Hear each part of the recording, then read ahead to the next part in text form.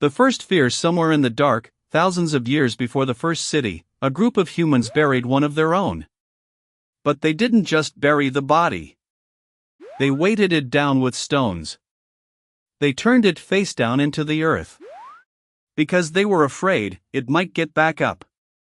That fear is older than you think. Older than writing. Older than farming. Some archaeologists believe evidence of ritual burial stretches back 300,000 years. Long before modern humans, something was already treating death as more than just an ending. By around 45,000 years ago, burials became far more deliberate. Bodies arranged with care. Tools, jewelry, and ochre placed beside them. Objects meant for someone to use on a journey. A journey that wasn't supposed to be over. But if ancient humans believed the dead moved on, why do we also find bodies buried the opposite way? Face down. Pinned beneath heavy stones. Sometimes, deliberately broken apart. Something down there they didn't want walking back out. The bodies that wouldn't rest. Archaeologists have a name for this. Deviant burial. Graves that break every normal ritual, on purpose. Across Europe and Asia, researchers have uncovered skeletons, buried face down into the dirt. Bodies staked into the ground with wooden stakes, or heavy stones placed directly on the chest. Not as punishment. As prevention. The belief was simple, and deeply unsettling. If a person died suddenly, violently, or wrongly, their spirit might refuse to leave. So the living took precautions. Trapped the body face down, so if it woke, it would dig the wrong direction. Weigh it down, so it could never rise. This wasn't rare superstition from one isolated village. These burials appear again and again across completely different cultures who never met, who never shared a language, who somehow arrived at the exact same fear. The first ghost ever written down. Eventually, humans stopped just fearing ghosts in silence. They started writing about them. In ancient Mesopotamia, thousands of years before Rome, before Greece, scribes carved instructions into clay tablets. Instructions for one very specific purpose. How to get rid of a ghost.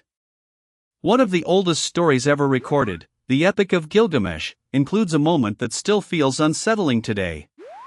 After his closest friend Enkidu dies, Gilgamesh is visited by his spirit.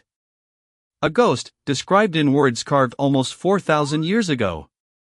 This wasn't fiction to the people who wrote it.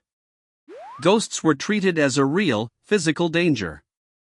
Something that needed rules. Rituals. Protection.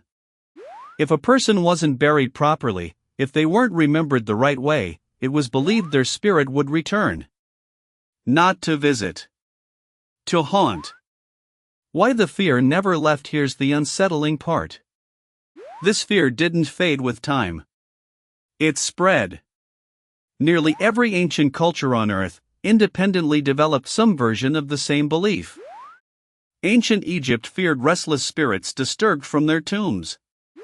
Ancient China described hungry ghosts wandering because no one remembered them.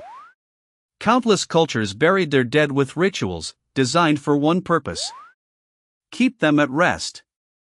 Scientists have theories about why this fear is so universal. Our brains are wired to detect patterns, to sense presence even in empty rooms. Grief itself can make the mind feel a person is still nearby. Sleep paralysis, shadows, unfamiliar sounds at night, all of it interpreted through fear. But knowing the science doesn't fully explain it away.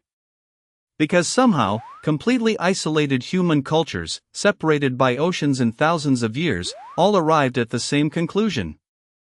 The dead don't always stay dead. At least, not in our minds. So the next time you feel like something's watching you in the dark, remember this. That feeling is ancient. Older than cities. Older than writing. Maybe even older than us. If you enjoyed this journey into the darker side of human history, don't forget to subscribe for more videos. exploring the mysteries of human evolution, survival, and history. And here's a question for you: do you believe the fear of ghosts is just in our heads, or did our ancestors know something we don't? Let me know in the comments, if you dare. I'll see you in the next adventure.